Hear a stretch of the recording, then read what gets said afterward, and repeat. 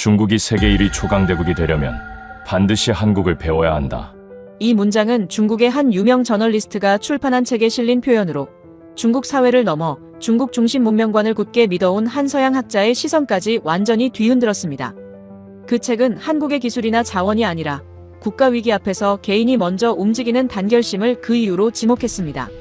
중국을 높이 평가하고 한국은 연구 대상 밖이라 여겼던 그는 이 주장의 진위를 확인하기 위해 한국을 깊이 파고들기 시작합니다. 그리고 무려 100년 동안 반복되어 온 한국의 놀라운 선택을 발견하게 됩니다.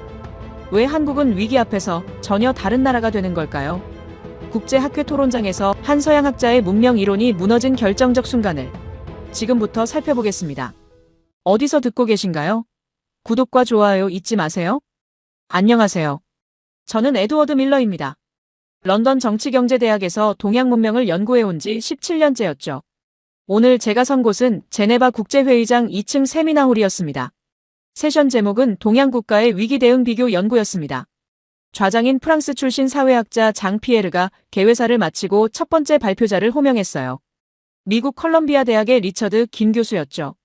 리처드 김은 중국의 대약진 운동 시기 위기관리 체계를 30분 동안 설명했습니다. 객석에서는 고개를 끄덕이는 모습이 여러 차례 보였어요. 두 번째는 일본 와세다 대학의 다나카 히로시 교수였습니다. 다나카 히로시는 1995년 고베 대지진 당시 일본 정부의 관료 시스템 작동 방식을 분석했어요. 청중들은 메모를 하거나 태블릿에 무언가를 입력하고 있었습니다. 장 피에르가 질의응답 시간을 열었고 3명이 손을 들었죠. 모두 제도와 구조에 관한 질문이었습니다. 그 다음이 제 차례였어요. 저는 연단으로 올라가면서 노트북을 켰습니다. 준비한 슬라이드는 총 18장이었죠. 첫 장에는 동아시아 지도가 떠 있었어요. 중국, 일본, 그리고 한국. 세 나라가 각각 다른 색으로 표시돼 있었습니다. 저는 마이크 앞에 섰어요. 저는 오늘 동양 문명을 논하면서 늘 빠져있던 한 나라를 이야기하려 합니다. 그렇게 말하고 슬라이드를 넘겼습니다. 화면에는 한반도가 크게 확대돼 나타났어요. 객석에서 미묘한 공기 변화가 감지됐습니다. 몇몇은 고개를 갸우뚱했고 누군가는 옆 사람과 작게 속삭였죠. 저는 그 순간을 알아챘습니다. 한국이라는 단어가 이 자리에서 얼마나 낯선 선택인지를요. 장 피에르가 안경을 고쳤으며 저를 쳐다봤어요. 표정은 중립적이었지만 눈빛에서는 의아함이 묻어났습니다. 리처드 김은 팔짱을 낀 채 미간을 찌푸렸죠. 다나카 히로시는 태블릿 화면을 내리고 저를 응시하기 시작했습니다. 한국은 인구 5천만의 국가입니다. 20세기 중반까지만 해도 세계 최빈국 중 하나였죠. 저는 천천히 말을 이어갔습니다. 슬라이드에는 1950년대 서울의 흑백 사진이 나타났어요. 무너진 건물들, 비포장 도로, 그리고 그 사이를 걷는 사람들. 객석의 분위기는 더욱 미묘해졌습니다. 몇몇은 노트북을 닫았고 어떤 이는 시계를 확인했어요. 그때였습니다. 객석 뒷줄, 가장 구석진 자리에서 누군가 움직였어요. 천천히 고개를 들더니 저를 똑바로 바라봤습니다. 빅터 하인츠였죠. 독일 하이델베르크 대학 명예교수. 구조주의 사회이론의 대가. 그리고 제 박사과정 지도교수였던 사람. 하인츠는 70대 중반이었습니다. 회색 양복에 검은 나비 넥타이를 메고 있었어요. 그의 눈은 날카로웠고 입가에는 희미한 미소 같은 것이 걸려 있었습니다. 저는 그 표정을 알아봤어요. 호기심이 아니었습니다. 냉소였죠. 하인츠는 15년 전 제게 말한 적이 있었습니다.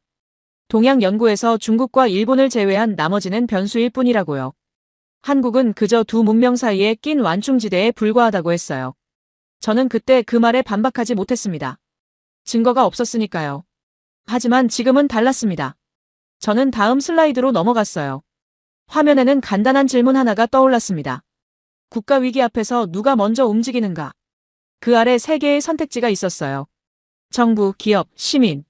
이 질문에 어떻게 답하시겠습니까? 제가 물었습니다. 객석이 조용해졌어요. 몇몇은 앞으로 몸을 기울였습니다. 장 피에르는 펜을 들고 뭔가 적기 시작했어요. 리처드 김은 중국을 가리켰고 다나카 히로시는 일본을 가리켰습니다. 모두 정부라고 답했죠. 저는 슬라이드를 한 장 더 넘겼습니다. 한국의 국기가 나타났어요. 하지만 한국은 다릅니다. 객석에서 웅성거림이 일었습니다. 누군가 작게 웃었어요. 비웃음이었는지 당혹감이었는지 구분하기 어려웠습니다.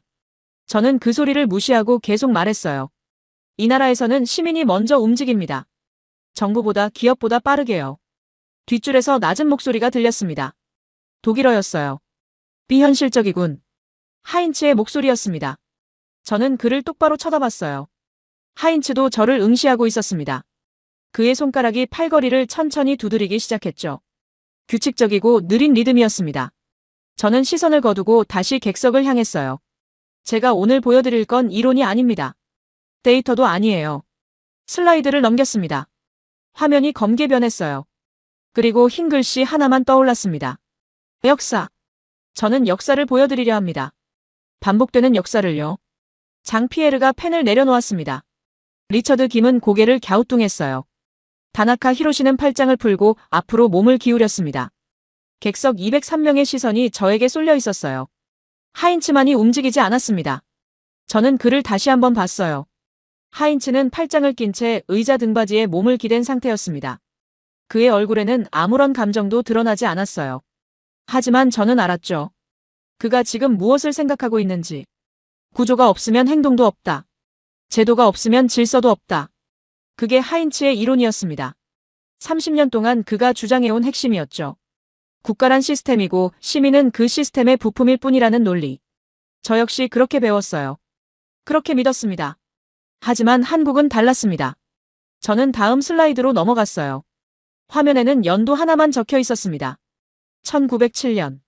저는 마이크에 입을 가까이 대고 천천히 말했어요. 이 나라의 이야기는 100년 전부터 시작됩니다. 객석에서 속삭임이 들렸습니다. 몇몇은 메모를 시작했어요. 장피에르는 고개를 끄덕이며 저를 주시했습니다.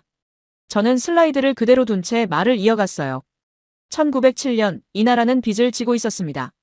1300만 원이라는 거액이었죠. 당시 국가 예산을 초과하는 금액이었어요. 리처드 김이 손을 들었습니다. 장피에르가 지명했어요. 그래서 정부가 어떤 정책을 폈습니까? 저는 고개를 저었습니다. 정부는 아무것도 하지 못했습니다. 객석이 조용해졌어요. 저는 다음 슬라이드로 넘어갔습니다. 1907년 신문기사 사진이 나타났어요. 한자와 한글이 섞인 오래된 활자였습니다. 시민들이 움직였습니다. 스스로요. 그 순간 하인츠가 자리에서 일어났어요. 천천히 소리 없이. 그는 양복 단추를 채우고 안경을 고쳐 쓰고는 연단 쪽으로 걸어오기 시작했습니다. 장피에르가 당황한 표정으로 하인츠를 쳐다봤어요. 하인츠 교수님, 질의응답 시간은. 장피에르가 말을 끝내기도 전에 하인츠가 손을 들어 제지했습니다.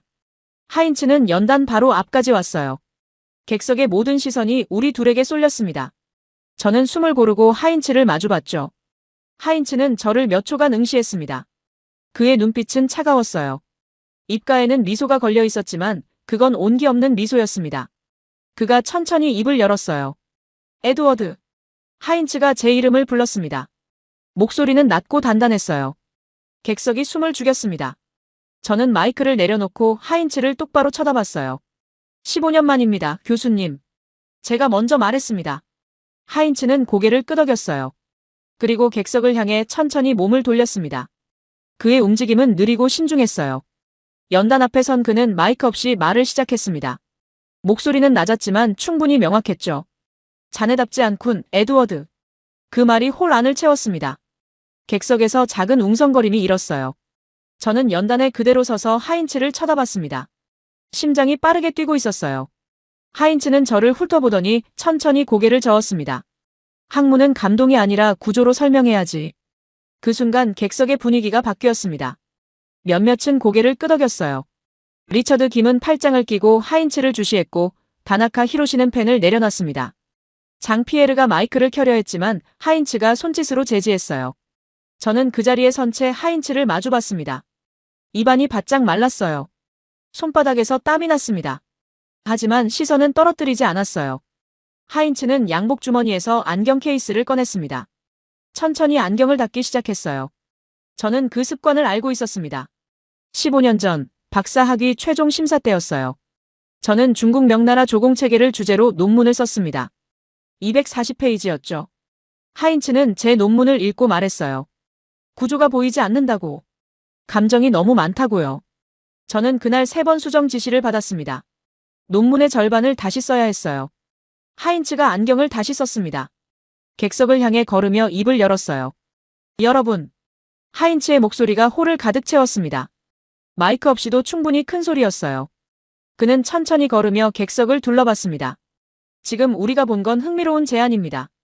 하지만 학문적 분석이라고 보기는 어렵죠. 객석에서 몇몇이 고개를 끄덕였어요. 하인츠는 걸음을 멈추고 저를 다시 쳐다봤습니다. 그의 눈빛은 차갑고 날카로웠어요. 에드워드는 제 제자였습니다. 그 말에 객석이 술렁였습니다. 웅성거림이 일었어요. 장 피에르가 눈을 크게 떴고 리처드 김은 고개를 갸우뚱했습니다. 다나카 히로시는 태블릿을 내려놓고 하인츠를 주시했어요. 저는 그 순간을 예상하고 있었습니다. 하인츠가 우리의 관계를 공개할 거라는 걸요. 2006년부터 2009년까지 3년간 지도했습니다. 우수한 학생이었어요. 꼼꼼하고 논리적이었죠. 하인츠는 천천히 말을 이어갔습니다. 저는 그가 무엇을 하려는지 알았어요. 저를 칭찬하는 척하면서 제 발표를 공격할 준비를 하고 있었습니다.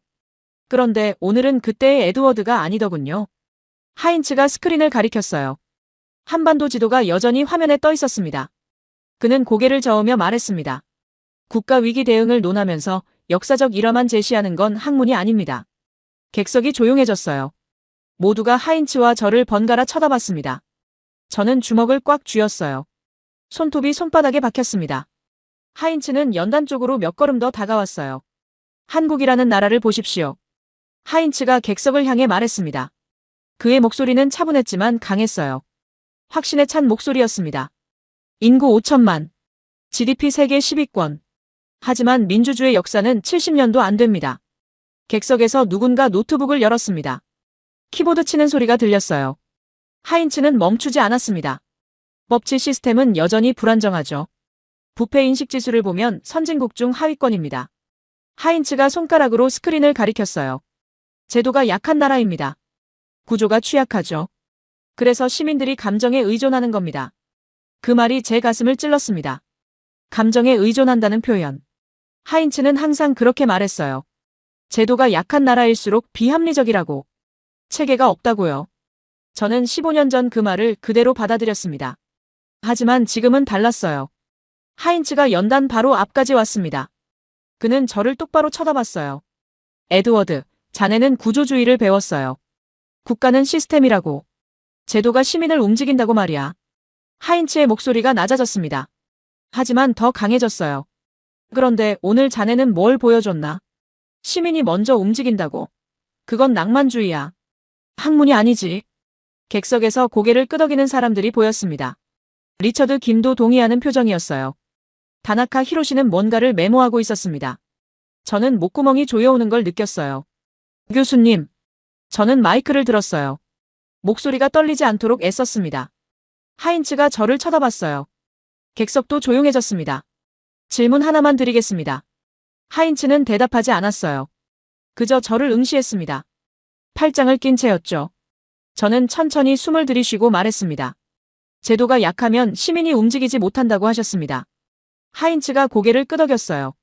그렇다면 1907년 한국은 어떻게 설명하시겠습니까? 객석이 조용해졌습니다. 하인츠의 표정이 굳었어요. 저는 계속 말했습니다. 그때 한국은 국가 주권조차 온전하지 않았습니다. 일본의 통감부가 재정을 감독하고 있었어요. 정부는 빚을 갚을 능력이 없었죠. 하인츠는 입을 다물고 있었습니다. 저는 목소리를 높였어요. 하지만 시민들이 움직였습니다. 스스로 모금을 시작했어요. 국가 예산을 초과하는 금액을 모았습니다. 객석에서 웅성거림이 일었습니다. 누군가 손을 들었어요. 장 피에르가 지명했습니다. 프랑스 소르본 대학 소속이었어요. 그럼 정부가 시민을 동원한 겁니까? 저는 고개를 저었습니다. 아닙니다. 정부는 오히려 반대했어요. 민간이 먼저 시작했습니다. 하인츠가 비웃었습니다. 짧고 날카로운 웃음이었어요. 그건 특수한 상황이야, 에드워드. 식민지 직전의 위기 상황이었지. 예외적 사례로 일반론을 만들 순 없어. 저는 노트북을 열었습니다. 슬라이드를 넘겼어요. 새 화면이 떴습니다. 단순한 질문 하나였어요. 예외가 반복되면 어떻게 됩니까? 객석이 술렁였습니다. 하인츠의 표정이 변했어요. 미간이 찌푸려졌습니다. 저는 말을 이었습니다. 1907년만이 아닙니다. 이 나라에서는 같은 일이 계속 일어났어요. 슬라이드가 넘어갔습니다. 연도 하나가 더 떴어요. 1997년. 저는 천천히 말했습니다. 1997년 한국은 또다시 국가부도 위기를 맞았습니다. IMF 구제금융이었죠. 객석이 집중했습니다. 리처드 김이 앞으로 몸을 기울였어요. 다나카 히로시는 메모를 멈추고 저를 쳐다봤습니다. 이번에도 정부보다 시민이 먼저 움직였습니다. 하인츠가 입을 열었어요. 그건 정부 주도의 캠페인이었어. 국가가 조직한 거지. 저는 고개를 저었습니다. 캠페인이 시작되기 전에 이미 시민들이 움직이고 있었습니다. 자발적으로요. 장 피에르가 끼어들었어요.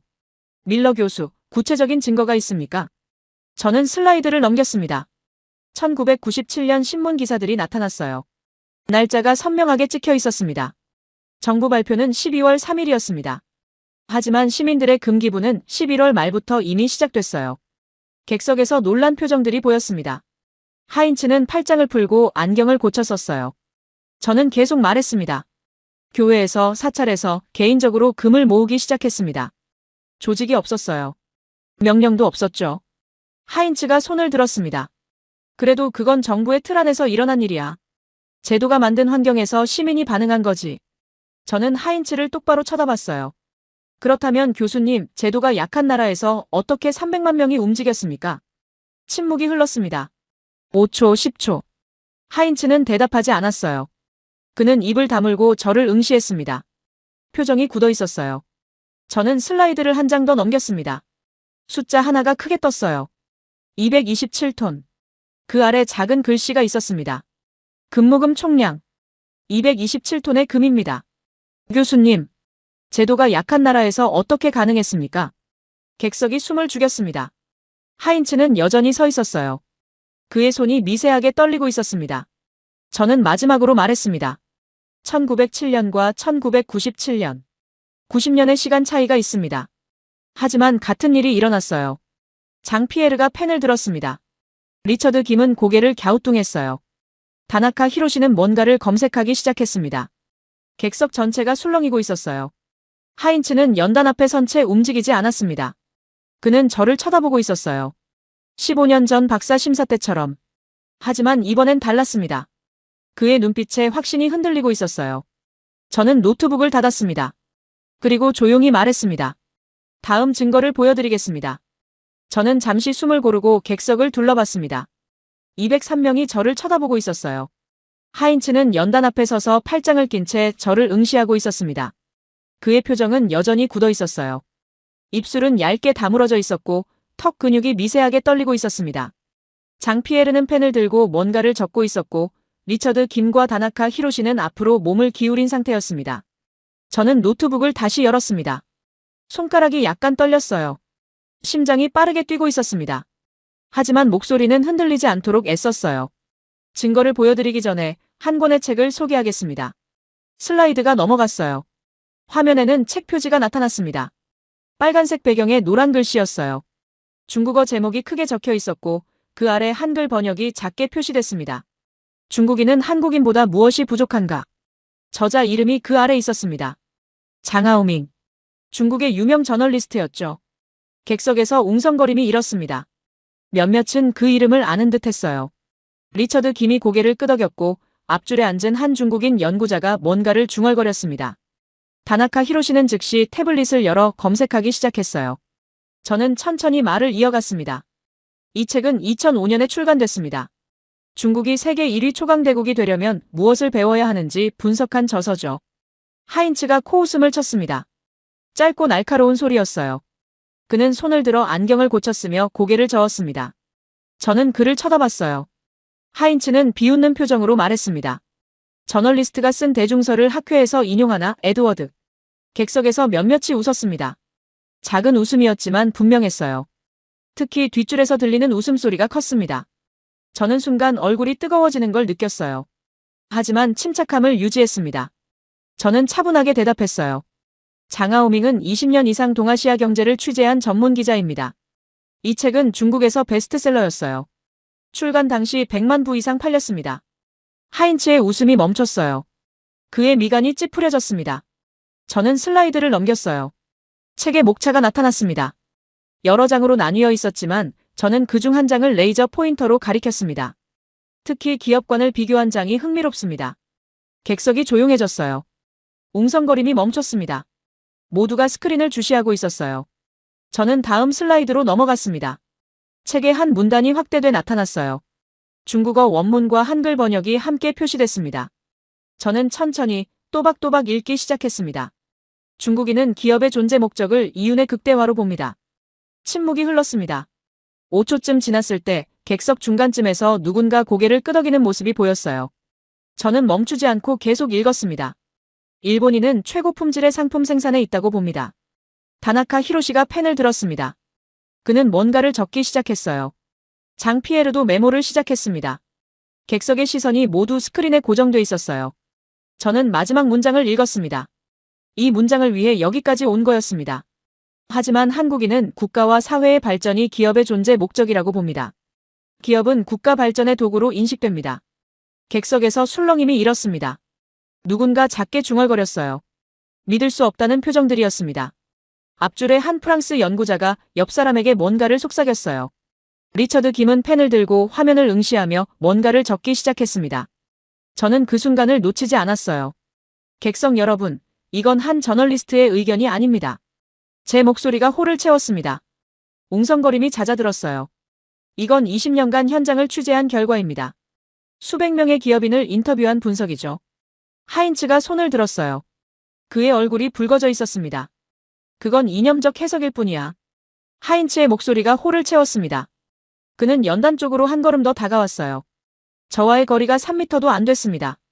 기업은 이윤을 추구하는 조직이야. 국가 발전은 부차적 결과지 목적이 아니야. 저는 고개를 저었습니다. 예상했던 반박이었어요. 저는 슬라이드를 넘겼습니다. 새로운 인용문이 나타났어요. 장하오밍은 이렇게 썼습니다. 저는 화면의 문장을 천천히 읽었어요. 각 단어에 무게를 실었습니다. 전 세계를 놀라게 한 한강의 기적은 애국심으로 충만한 국민. 개개인의 한국심이 모여 이뤄낸 것이라 해도 결코 과언이 아니다. 객석이 완전히 조용해졌습니다. 한국심이라는 단어에 여러 사람이 반응했어요. 다나카 히로시는 그 단어를 반복해서 중얼거렸고 리처드 김은 고개를 갸우뚱했습니다. 앞줄의 윤서진은 작게 미소를 지었어요. 저는 그 단어를 다시 강조했습니다. 한국심. 저는 잠시 멈췄어요. 객석의 모든 시선이 저에게 쏠려 있었습니다. 중국 저널리스트가 만든 단어입니다. 한국인들이 가진 독특한 정서를 표현한 거죠. 중국어로는 한국신입니다. 하인츠가 비웃었어요. 하지만 이번엔 웃음소리가 약했습니다. 그건 수사야, 에드워드. 감정적 표현일 뿐이지. 저는 슬라이드를 넘겼습니다. 책의 다른 페이지가 나타났어요. 인터뷰 내용이 정리돼 있었습니다. 장하오밍은 한국 기업인들을 직접 인터뷰했습니다. 그 결과가 여기 있어요. 화면에는 여러 인터뷰 내용이 나열돼 있었습니다. 저는 그중 하나를 읽었어요. 우리는 돈을 벌기 위해 사업하는 게 아닙니다. 나라를 세우기 위해 사업합니다. 객석에서 웅성거림이 일었습니다. 누군가 작게 휘파람을 불었어요. 저는 멈추지 않고 다음 인용문을 읽었습니다. 기업가는 국가 건설자입니다. 우리의 경쟁 상대는 다른 기업이 아니라 가난입니다. 침묵이 흘렀어요. 장 피에르는 펜을 내려놓고 스크린을 응시했습니다. 리처드 김은 계속 뭔가를 적고 있었어요. 하인츠는 팔짱을 풀고 안경을 고쳐 썼습니다. 그의 손이 미세하게 떨리고 있었습니다. 저는 하인츠를 똑바로 쳐다봤어요. 교수님, 이게 단순한 수사일까요? 하인츠는 대답하지 않았습니다. 그는 입술을 굳게 다물고 저를 응시하고 있었어요. 저는 마지막 슬라이드로 넘어갔습니다. 장홍지혜의 결론 부분이었어요. 저는 그 문장을 천천히 명확하게 읽었습니다. 중국이 세계 1위가 되려면 한국을, 특히 한국인의 단결심을 배워야 한다. 객석이 술렁였습니다. 중국 저널리스트가 한국을 배우라고 했다는 사실에 놀라는 표정들이었어요. 특히 중국 출신 연구자들의 표정이 인상적이었습니다. 믿기 어렵다는 표정, 당혹스럽다는 표정, 그리고 생각에 잠긴 표정. 장 피에르는 펜을 완전히 내려놓고 팔짱을 꼈습니다. 하인츠가 고개를 들었어요. 그의 눈빛이 날카로웠습니다. 하지만 이전보다는 덜 확신에 차 있었어요. 2005년 책이잖아. 20년 전 관찰이야. 지금은 다를 거야. 저는 침착하게 대답했습니다. 이 반박도 예상했었어요. 그렇다면 교수님, 그 이전은 어땠을까요? 하인츠는 대답하지 않았어요. 그는 저를 응시하고 있었지만 말이 없었습니다. 저는 노트북을 닫았습니다. 천천히 신중하게요. 장하오밍이 관찰한 건 결과였습니다. 저는 객석을 둘러봤습니다. 203명이 모두 저를 보고 있었어요. 하지만 원인은 더 과거에 있어요. 훨씬 더 깊은 곳이에요. 침묵이 흘렀습니다. 10초쯤 지났을 때 저는 천천히 말했습니다. 그 원인을 보여드리겠습니다. 역사로요. 객석이 집중했습니다. 저는 노트북을 다시 열었어요. 새 슬라이드를 준비했습니다. 손가락이 키보드 위에서 잠시 멈췄어요. 심장이 뛰고 있었습니다. 하인츠는 여전히 연단 앞에 서 있었어요. 그의 얼굴에는 불편함이 역력했습니다. 하지만 그는 자리로 돌아가지 않았어요. 객석이 숨을 죽이고 기다리고 있었어요. 장피에르는 펜을 다시 들었고 리처드 김은 자세를 고쳐 앉았습니다. 윤서진은 앞으로 몸을 더 기울였어요. 저는 마우스를 클릭했습니다. 슬라이드가 넘어갔어요. 국채보상운동. 그 단어가 화면에 크게 떠올랐습니다. 검은 배경에 흰 글씨. 단순하지만 강렬했어요. 객석이 완전히 조용해졌습니다. 하인츠는 팔짱을 꼈어요. 그의 턱이 약간 위로 올라갔습니다. 방어적인 자세였죠. 저는 깊게 숨을 들이쉬었습니다. 이제부터가 진짜 싸움이었어요. 국채보상운동이라는 단어가 화면에 크게 떠 있었습니다. 객석이 조용했어요. 저는 슬라이드를 그대로 둔 채 천천히 말을 시작했습니다. 1907년 한국은 일본으로부터 1,300만 원의 빚을 지고 있었습니다. 객석에서 누군가 손을 들었어요. 프랑스 파리정치대학 소속이었습니다. 장피에르가 지명했어요. 1,300만 원이 어느 정도 규모입니까? 저는 다음 슬라이드로 넘어갔습니다. 숫자 비교표가 나타났어요. 당시 한국 정부 1년 예산이 1,200만 원이었습니다. 국가 예산을 초과하는 빚이었죠. 객석에서 탄성이 나왔습니다. 리처드 김이 고개를 끄덕였고 다나카 히로시는 뭔가를 계산하기 시작했어요. 하인츠는 팔짱을 낀 채 저를 응시하고 있었습니다. 저는 말을 이었어요. 정부는 이 빚을 갚을 능력이 없었습니다. 재정권은 이미 일본 통감부가 장악하고 있었어요. 슬라이드가 넘어갔습니다. 1907년 서울의 사진이었어요. 일본 관리들이 조선관청 건물 앞에 서 있는 모습이었습니다. 국가는 무력했습니다. 저는 그렇게 말하고 잠시 멈췄어요. 객석이 저를 주시하고 있었습니다. 저는 다음 슬라이드로 넘어갔어요. 1907년 2월 21일자 신문 기사가 나타났습니다. 한자와 한글이 섞인 오래된 활자였어요. 그런데 그해 2월 대구에서 한 신문사 사장이 제안을 했습니다. 객석이 집중했어요. 저는 천천히 읽었습니다. 국민이 담배를 끊어 그 돈으로 국채를 갚자. 침묵이 흘렀습니다. 누군가 작게 웃었어요. 믿기지 않는다는 표정이었습니다. 하인츠는 고개를 저었어요. 저는 멈추지 않고 말을 이었습니다. 그리고 운동이 시작됐습니다. 그때였습니다. 객석 앞줄에 앉아있던 여성이 손을 들었어요. 윤서진이었습니다. 한국 서울대학교 사회학과 교수. 장피에르가 지명했습니다. 보충 설명을 해도 될까요?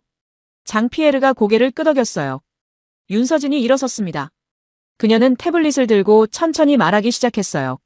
국채보상운동은 3월부터 전국으로 확산됐습니다. 윤서진의 목소리는 차분했지만 명확했어요. 객석이 그녀에게 시선을 돌렸습니다. 처음엔 양반 계층이 참여했어요. 하지만 곧 모든 계층으로 퍼졌습니다. 슬라이드가 넘어갔어요. 참여자 명단이 나타났습니다. 저는 윤서진에게 노트북을 넘겼습니다. 그녀가 레이저 포인터로 화면을 가리키며 말했어요. 기생들이 참여했습니다. 진주 기생 김난사를 포함해 전국의 기생조합이 모금에 나섰어요. 객석에서 웅성거림이 일었습니다. 윤서진은 멈추지 않았어요. 승려들도 참여했습니다. 전국 사찰에서 시주금을 모았어요. 화면에 다음 명단이 떠올랐습니다. 윤서진이 계속 말했습니다. 백정들도 참여했습니다. 당시 조선에서 가장 낮은 신분이었죠. 이들은 조합을 만들어 10전, 20전씩 모았습니다. 침묵이 흘렀어요. 객석 203명이 모두 스크린을 쳐다보고 있었습니다. 하인츠도 말이 없었어요. 윤서진이 마지막 문장을 말했습니다. 국민이 국가의 채무를 자기 문제로 받아들인 사례입니다. 그 말이 끝나자 객석에서 작은 박수 소리가 들렸어요. 한두 명이었지만 분명했습니다. 윤서진은 고개를 숙이고 자리에 앉았어요. 저는 다시 연단으로 돌아왔습니다. 하인츠가 손을 들었어요. 잠깐. 하인츠의 목소리가 홀을 채웠습니다. 객석이 조용해졌어요. 하인츠는 천천히 연단 쪽으로 걸어왔습니다. 그건 특수한 상황이야.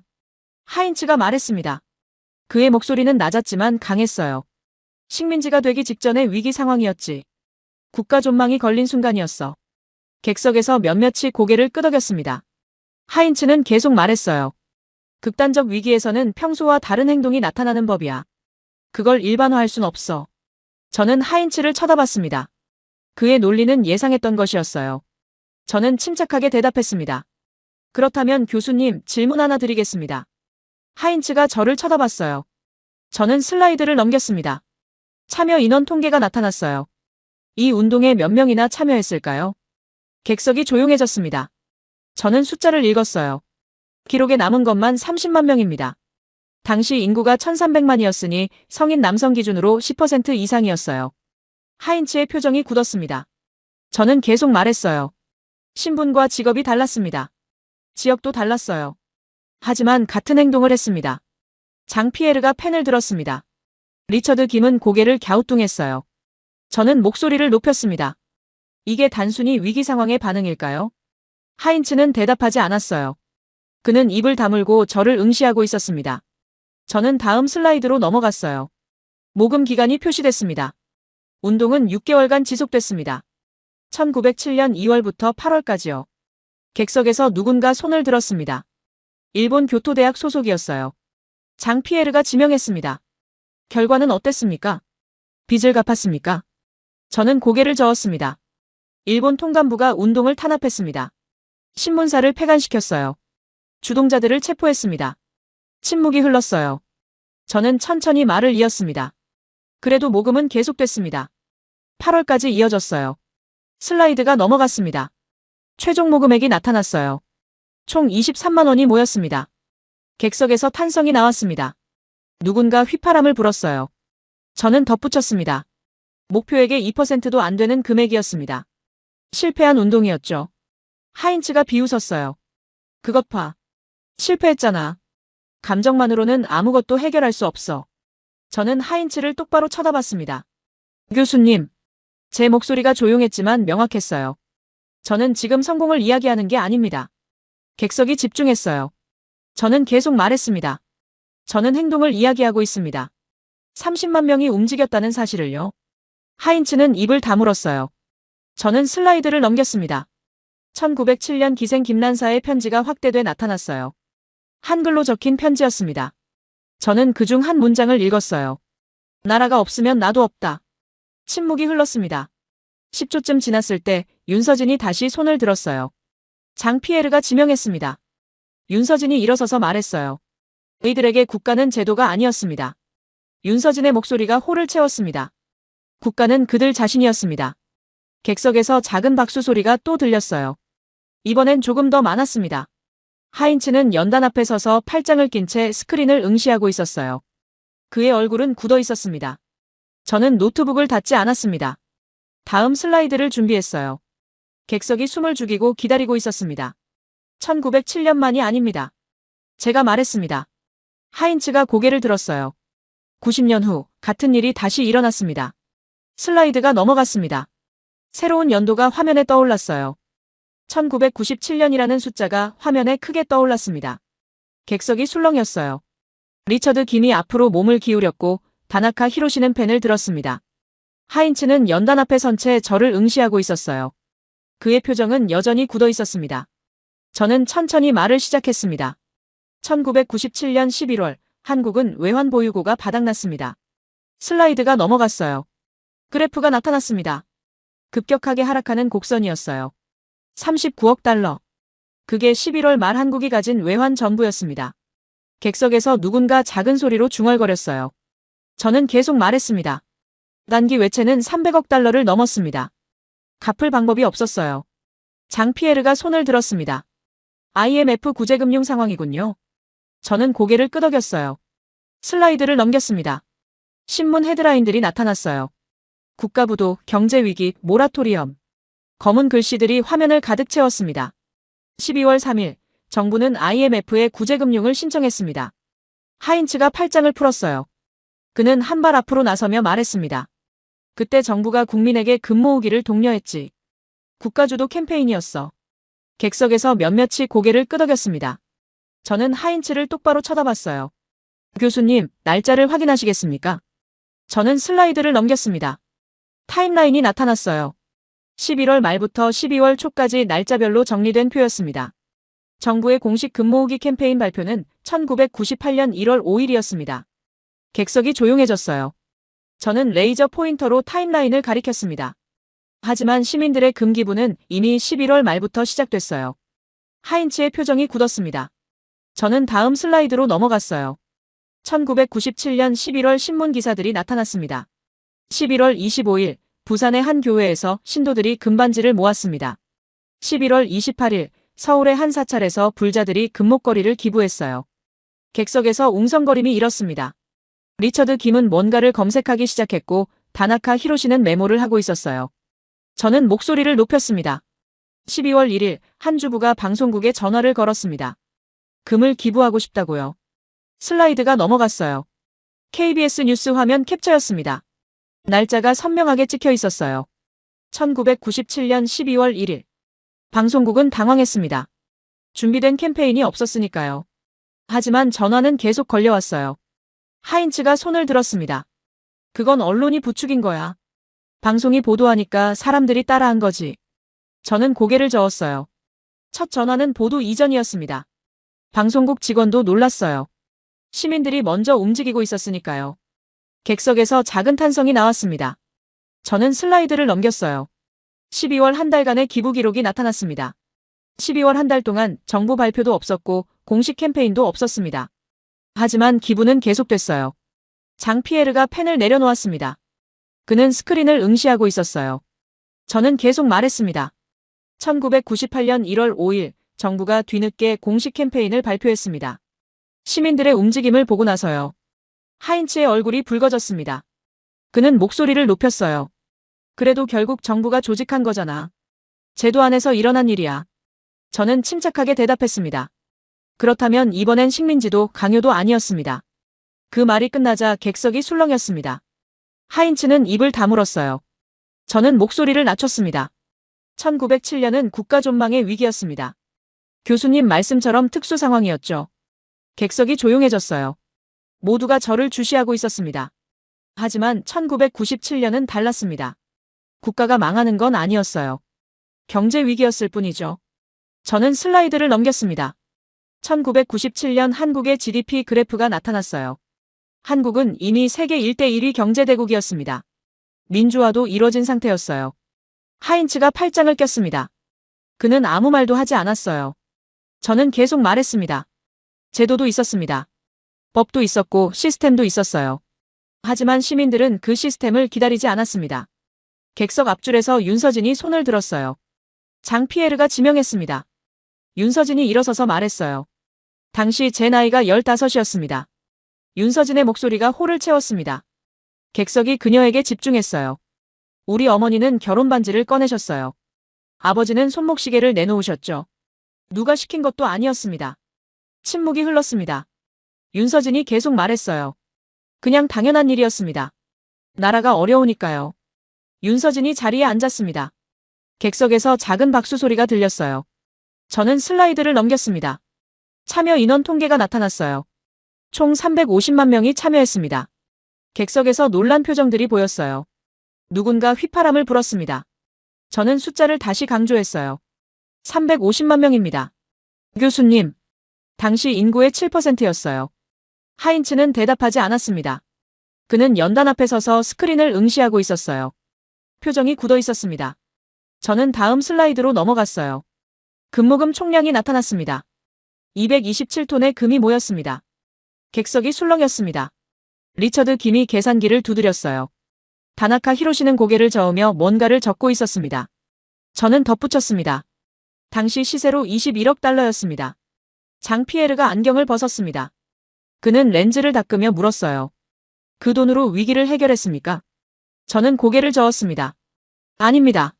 IMF 차관이 570억 달러였으니 금 모으기로는 부족했어요.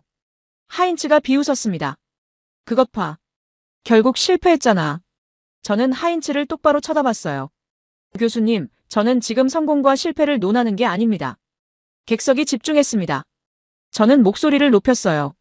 저는 행동을 말하고 있습니다. 350만 명이 움직였다는 사실을요. 하인츠의 입이 굳게 다물어졌습니다. 저는 슬라이드를 넘겼어요. 해외 언론 기사들이 나타났습니다.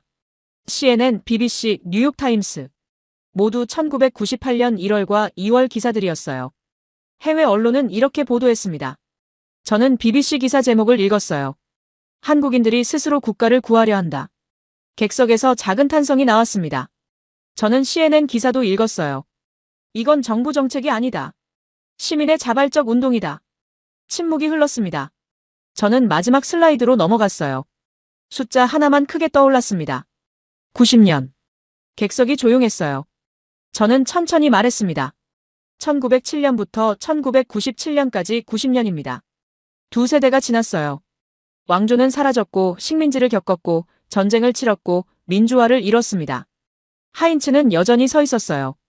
그의 손이 미세하게 떨리고 있었습니다. 제도도 달라졌습니다. 법도 달라졌어요. 시스템도 완전히 바뀌었죠. 저는 목소리를 낮췄습니다. 하지만 시민들의 행동은 똑같았습니다. 객석에서 숨소리마저 멈춘 것 같았습니다. 저는 하인츠를 똑바로 쳐다봤어요. 교수님, 이걸 어떻게 설명하시겠습니까? 하인츠는 대답하지 않았습니다. 그는 처음으로 말을 멈췄어요. 그저 저를 응시하고 있었습니다. 표정에는 당혹감이 역력했습니다.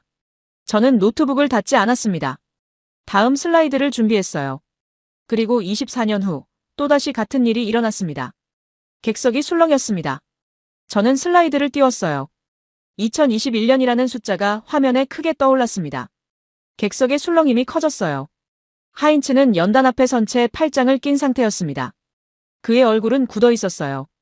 장피에르는 펜을 들고 저를 주시하고 있었고 리처드 김과 다나카 히로시는 앞으로 더욱 몸을 기울였습니다. 저는 천천히 말을 시작했어요. 2021년 11월 한국에서 요소수 부족 사태가 발생했습니다. 슬라이드가 넘어갔습니다. 뉴스 헤드라인들이 나타났어요. 요소수 대란, 물류 대란 우려, 디젤 차량 운행 중단 위기. 검은 글씨들이 화면을 채웠습니다. 객석에서 누군가 손을 들었어요. 영국 옥스퍼드 대학 소속이었습니다. 장피에르가 지명했어요. 요소수가 뭡니까? 저는 다음 슬라이드로 넘어갔습니다. 요소수 설명이 나타났어요. 디젤 차량의 배기가스를 정화하는 필수 물질입니다. 이게 없으면 화물차가 움직일 수 없어요. 객석이 집중했습니다. 저는 계속 말했어요. 한국은 요소수의 97%를 중국에서 수입했습니다. 그런데 2021년 10월 중국이 수출을 중단했어요. 슬라이드가 넘어갔습니다. 그래프가 나타났어요. 급격하게 떨어지는 곡선이었습니다. 요소수 재고량이었죠. 11월 초 한국의 요소수 재고는 2주치밖에 남지 않았습니다.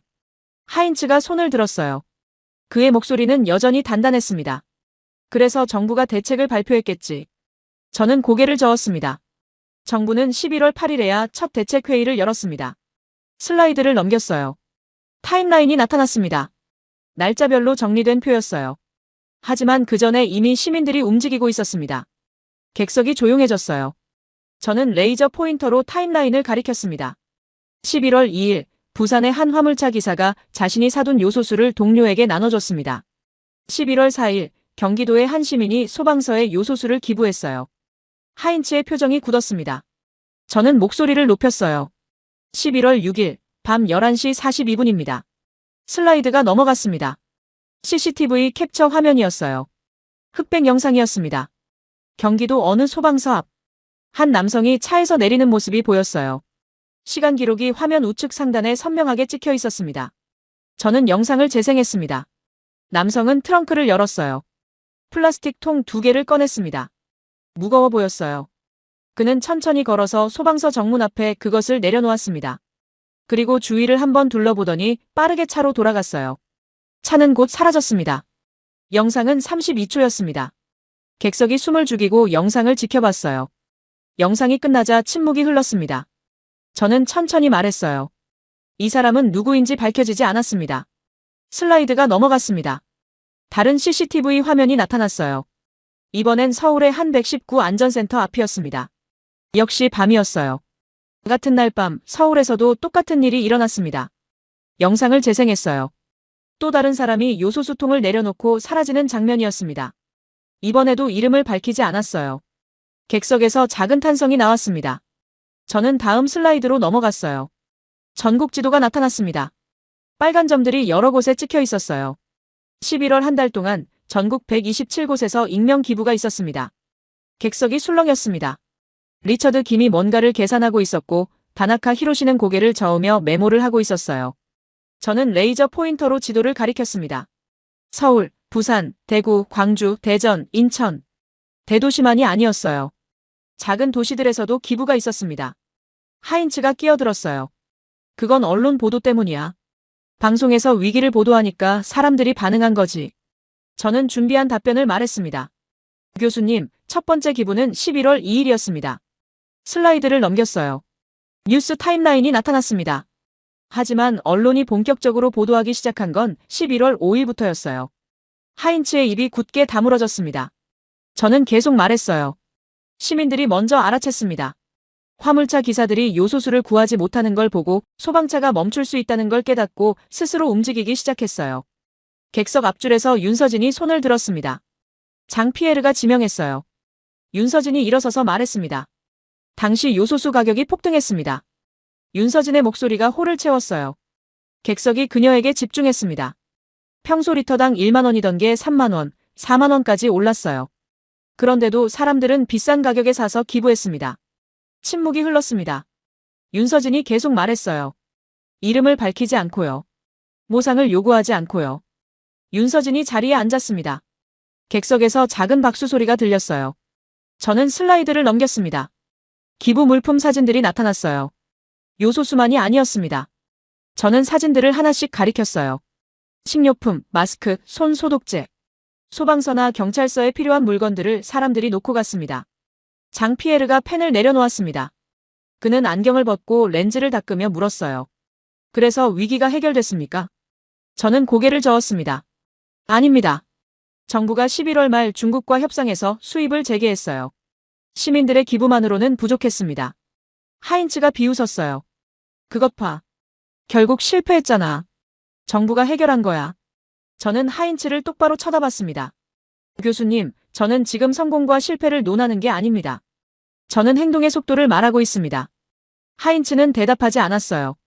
저는 슬라이드를 넘겼습니다. 숫자 하나가 크게 떠올랐어요. 48시간. 객석이 집중했습니다. 저는 천천히 말했어요. 11월 초 전문가들은 계산했습니다. 48시간 안에 화물차 운행이 멈출 거라고요. 슬라이드가 넘어갔어요. 시뮬레이션 결과가 나타났습니다. 공장 가동 중단, 식료품 유통 마비, 병원 물자 부족. 48시간 후 예상 시나리오였습니다. 객석에서 웅성거림이 일었어요.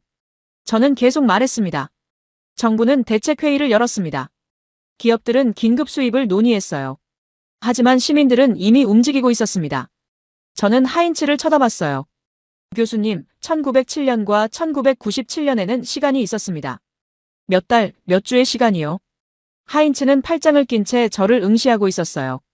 하지만 2021년은 48시간밖에 없었습니다. 제도가 작동할 시간이 없었어요. 침묵이 흘렀습니다. 10초쯤 지났을 때 저는 마지막 슬라이드로 넘어갔어요. 세 개의 연도가 나란히 표시됐습니다. 1907, 1997, 2021. 저는 천천히 말했습니다.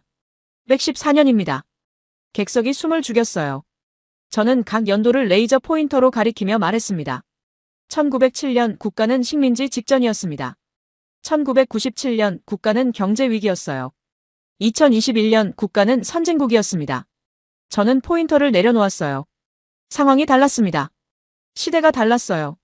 제도도, 법도, 시스템도 완전히 달랐습니다. 하인츠는 여전히 서 있었어요. 그의 손이 미세하게 떨리고 있었습니다. 하지만 시민들의 반응은 똑같았습니다. 저는 목소리를 낮췄어요. 정부보다 먼저 움직였습니다. 조직 없이, 명령 없이, 보상 없이요. 객석에서 작은 박수 소리가 들렸습니다. 한두 명이 아니었어요. 점점 커졌습니다. 장피에르도 펜을 놓고 박수를 쳤어요. 리처드 김과 다나카 히로시도 고개를 끄덕이며 박수를 쳤습니다. 하인츠만이 움직이지 않았어요. 그는 연단 앞에 서서 팔짱을 낀 채 스크린을 응시하고 있었습니다. 표정은 굳어 있었어요. 입술은 얇게 다물어져 있었고 눈빛은 복잡했습니다. 분노도 당혹감도 그리고 무언가 깨달은 듯한 표정도 섞여 있었어요. 박수가 멈췄습니다. 객석이 다시 조용해졌어요. 저는 노트북을 닫지 않았습니다. 하인츠를 똑바로 쳐다봤어요. 교수님. 제 목소리가 홀을 채웠습니다. 이제 질문드리겠습니다. 하인츠가 고개를 들었어요. 그는 저를 쳐다봤습니다. 객석 203명이 우리 둘을 주시하고 있었어요. 저는 천천히 말했습니다. 이걸 구조로 설명할 수 있습니까? 하인츠는 대답하지 않았습니다. 그는 연단 앞에 선 채 저를 응시하고 있었어요. 5초가 지났습니다. 10초가 지났어요. 객석이 완전히 조용했습니다. 저는 다시 물었습니다. 교수님, 이걸 구조로 설명할 수 있습니까? 하인츠의 턱 근육이 움직였어요. 그는 팔짱을 풀고 안경을 고쳐 썼습니다. 천천히 신중하게요. 그리고 입을 열었어요. 그건 하인츠의 목소리가 나왔습니다. 평소보다 낮았어요. 망설임이 섞여 있었습니다. 그건 사회적 일탈일 뿐입니다. 객석에서 웅성거림이 일었어요. 누군가 작게 중얼거렸습니다. 장피에르는 펜을 들고 하인츠를 쳐다봤어요. 리처드 김은 고개를 갸우뚱했습니다. 저는 즉시 반격했어요. 일탈이라고요. 제 목소리가 홀을 채웠습니다. 하인츠가 저를 쳐다봤어요. 저는 노트북을 다시 열었습니다. 슬라이드를 띄웠어요. 세 개의 연도가 화면에 나타났습니다. 1907년, 1997년, 2021년이 모두 일탈입니까? 객석이 숨을 죽였어요. 저는 레이저 포인터로 각 연도를 가리켰습니다. 114년 동안 3번 반복된 일탈입니까? 하인츠는 대답하지 않았습니다. 그의 손이 양복 주머니로 향했어요. 안경 케이스를 만지작거리고 있었습니다. 긴장한 거였어요. 저는 멈추지 않았습니다. 교수님은 30년 동안 구조주의 사회이론을 연구하셨습니다. 객석이 집중했어요. 저는 천천히 말을 이었습니다. 제도가 시민을 움직인다고 하셨어요. 시스템이 행동을 결정한다고 했습니다. 하인츠의 얼굴이 굳어졌어요. 저는 목소리를 높였습니다. 그렇다면 제도가 없는데 어떻게 같은 행동이 반복됩니까? 침묵이 흘렀습니다. 하인츠는 입술을 굳게 다물고 있었어요. 그의 시선이 저에게서 스크린으로 다시 바닥으로 향했습니다. 처음으로 시선을 회피하는 거였어요. 객석 뒷줄에서 누군가 손을 들었습니다. 독일 베를린 자유대학 소속이었어요. 장피에르가 지명했습니다. 하인츠 교수님, 의견 있으십니까? 하인츠는 대답하지 않았어요. 그는 여전히 바닥을 쳐다보고 있었습니다. 5초가 지났어요. 객석이 술렁이기 시작했습니다. 장피에르가 다시 말했어요. 교수님. 하인츠가 고개를 들었습니다. 그의 눈빛은 흔들리고 있었어요. 확신이 사라진 눈빛이었습니다. 그는 천천히 입을 열었어요. 그건 예외적 사례들입니다. 하인츠의 목소리는 약했어요. 이전의 강한 목소리가 아니었습니다. 객석에서 작은 웃음소리가 들렸어요. 비웃음이었습니다. 저는 슬라이드를 넘겼어요. 참여 인원 통계가 나타났습니다. 1907년 30만 명이 참여했습니다. 숫자가 화면에 크게 떠올랐어요. 1997년 350만 명이 참여했습니다. 더 큰 숫자가 나타났습니다. 2021년 기록된 것만 수백 건의 기부가 있었어요. 저는 하인츠를 똑바로 쳐다봤습니다. 교수님, 이게 예외입니까? 하인츠는 대답하지 않았어요. 그는 팔짱을 꼈습니다. 방어적인 자세였어요. 저는 계속 말했습니다. 30만 명이 예외입니까? 350만 명도 예외입니까? 객석에서 고개를 끄덕이는 사람들이 보였어요. 윤서진도 끄덕이고 있었습니다. 리처드 김은 뭔가를 적고 있었어요. 다나카 히로시는 하인츠를 쳐다보고 있었습니다. 하인츠가 입을 열었어요. 목소리는 더욱 약해졌습니다. 그건 특수한 상황들이었어. 위기 상황에서는 제가 말을 끊었습니다. 1907년은 식민지 위기였습니다. 인정합니다. 하인츠가 저를 쳐다봤어요. 저는 계속 말했습니다. 1997년은 경제 위기였습니다. 이것도 인정해요.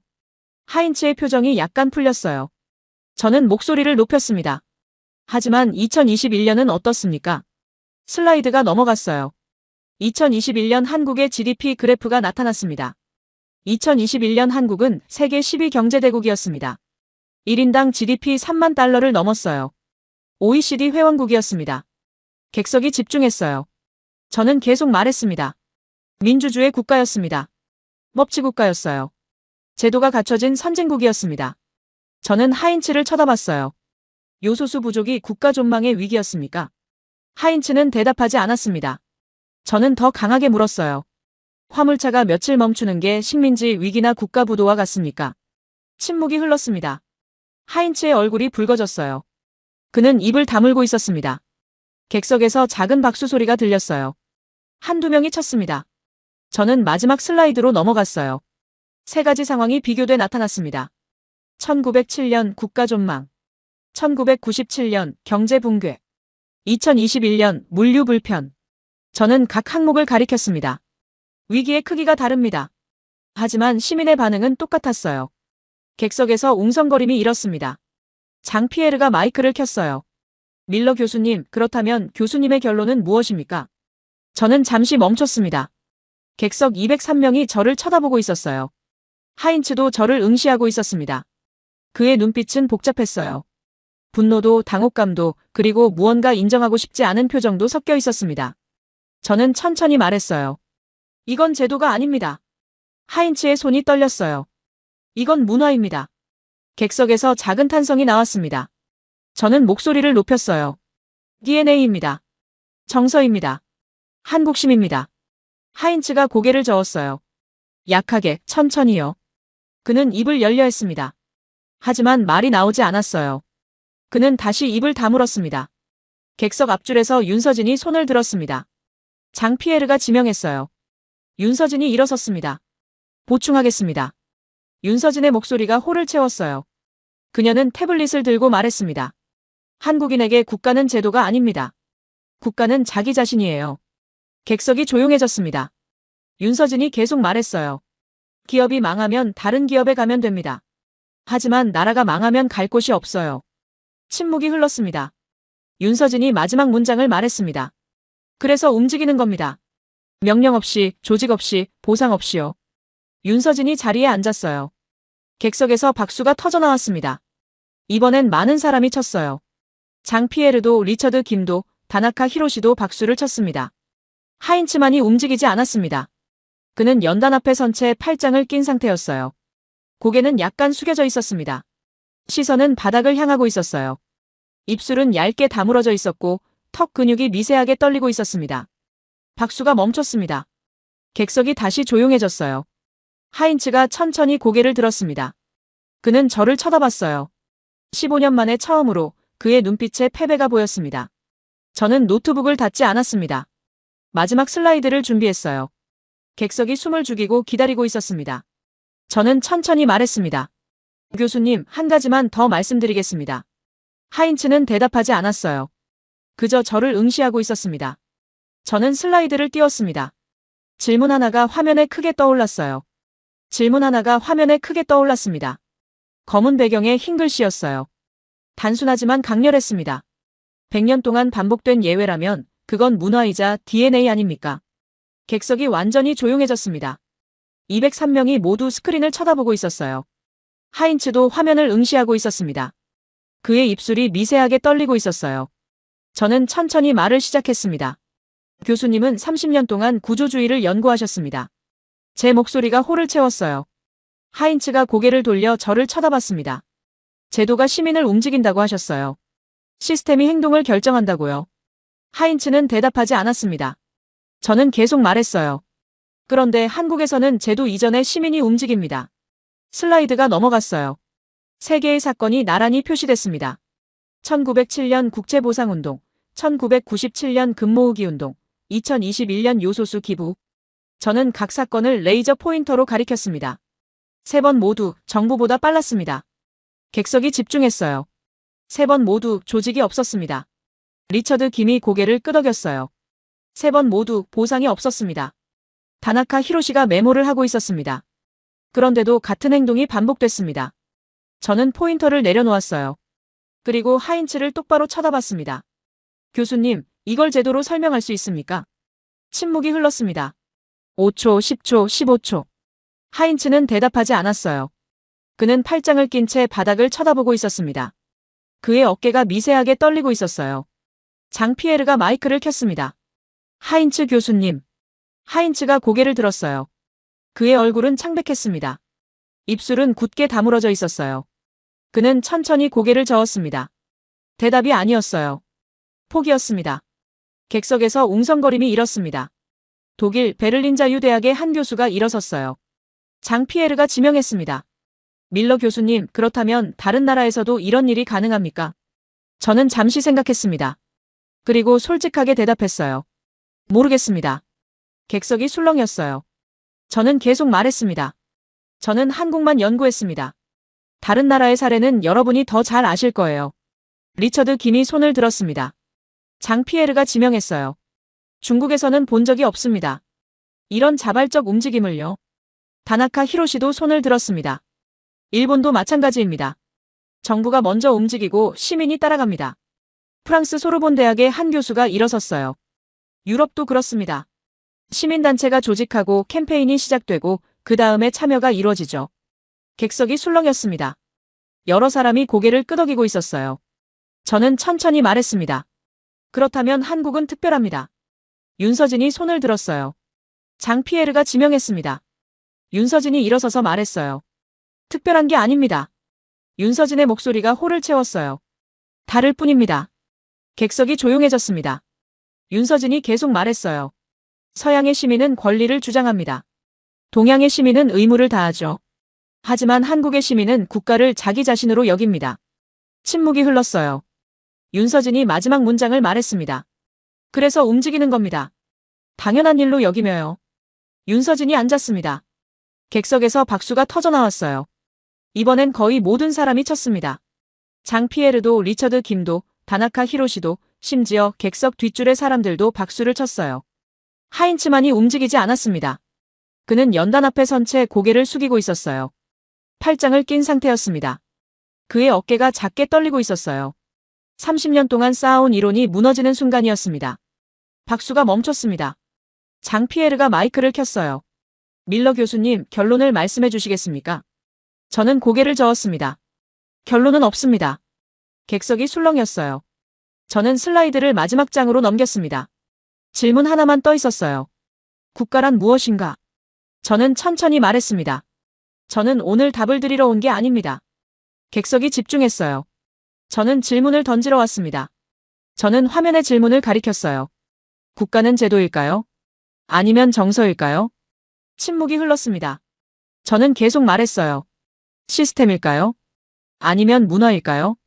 아무도 대답하지 않았습니다. 구조일까요? 아니면 DNA일까요? 저는 노트북을 닫았습니다. 슬라이드가 꺼졌어요. 저는 객석을 천천히 둘러봤습니다. 저는 모릅니다. 제 목소리가 홀을 채웠어요. 하지만 한국을 보면 적어도 한 가지는 알 수 있습니다. 객석 203명이 저를 쳐다보고 있었어요. 어떤 나라에서는 국가가 시민보다 느립니다. 하인츠가 고개를 들었어요. 그는 저를 쳐다봤습니다. 그의 눈빛은 복잡했어요. 제도가 작동하기 전에 시민이 움직입니다. 법이 만들어지기 전에 행동이 시작되죠. 저는 하인츠를 똑바로 쳐다봤습니다.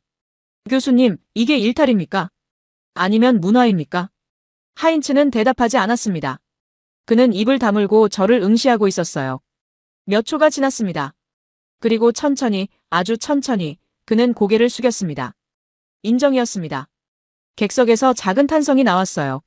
장 피에르는 펜을 내려놓고 박수를 쳤습니다.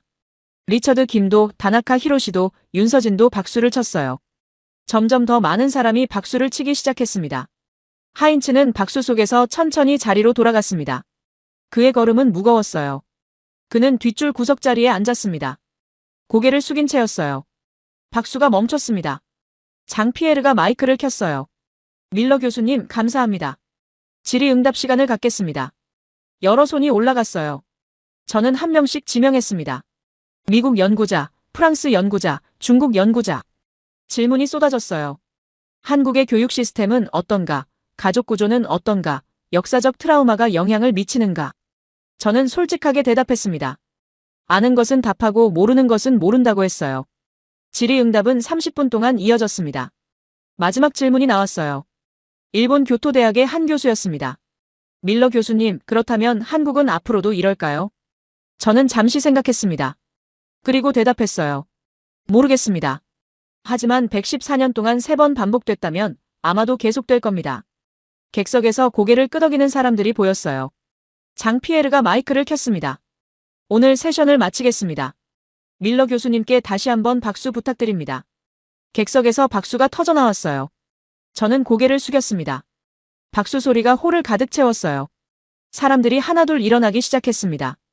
몇몇은 저에게 다가와 악수를 청했어요. 윤서진도 왔습니다. 그녀는 미소를 지으며 말했어요. 잘하셨습니다. 저는 고개를 끄덕였습니다. 리처드 김도 왔어요. 인상적이었습니다. 자료를 공유해 주실 수 있습니까? 저는 명함을 건넸습니다. 다나카 히로시도 다가왔어요. 일본도 연구해 보시겠습니까? 도와드리겠습니다. 저는 감사하다고 말했습니다. 사람들이 하나둘 홀을 떠나기 시작했어요. 객석이 점점 비어갔습니다. 저는 노트북을 정리하며 객석을 둘러봤어요. 하인츠는 여전히 뒷줄 구석에 앉아 있었습니다. 고개를 숙인 채였어요. 그의 앞에는 아무도 없었습니다. 그는 혼자였어요. 저는 노트북을 가방에 넣었습니다. 그리고 연단을 내려왔어요. 천천히 하인츠가 앉은 쪽으로 걸어갔습니다. 하인츠는 고개를 들었어요. 저를 보더니 작게 미소를 지었습니다. 쓸쓸한 미소였어요. 잘했어, 에드워드. 하인츠의 목소리는 낮았습니다. 저는 그 앞에 섰어요. 교수님. 하인츠가 손을 들어 제지했습니다. 사과는 필요 없어. 자네가 옳았어. 침묵이 흘렀습니다. 하인츠가 천천히 일어섰어요. 그는 저를 쳐다봤습니다. 30년 동안 난 구조만 봤어. 시스템만 연구했지. 하인츠는 창문 쪽을 쳐다봤어요. 하지만 사람은 시스템보다 복잡하더군. 저는 대답하지 않았습니다. 하인츠가 다시 저를 쳐다봤어요. 계속 연구해, 에드워드. 한국은 흥미로운 사례야. 하인츠는 가방을 들었습니다. 그리고 천천히 홀을 나갔어요. 그의 뒷모습은 작아 보였습니다. 저는 혼자 홀에 남았어요. 빈 객석을 바라봤습니다. 240개의 좌석이 텅 비어 있었어요. 슬라이드 화면은 꺼져 있었습니다. 저는 창문으로 다가갔어요. 제네바 호수가 보였습니다. 물결이 잔잔하게 일렁이고 있었어요. 오늘 저는 답을 주지 못했습니다. 질문만 던졌어요. 하지만 그걸로 충분했습니다. 어떤 질문은 답보다 중요하니까요. 국가란 무엇인가? 시민이란 누구인가? 제도와 문화 중 무엇이 먼저인가? 저는 아직 모릅니다. 하지만 한국을 연구하면서 적어도 한 가지는 배웠어요. 어떤 나라에서는 시민이 국가보다 빠릅니다. 그리고 그게 나쁜 건 아니라는 것을요.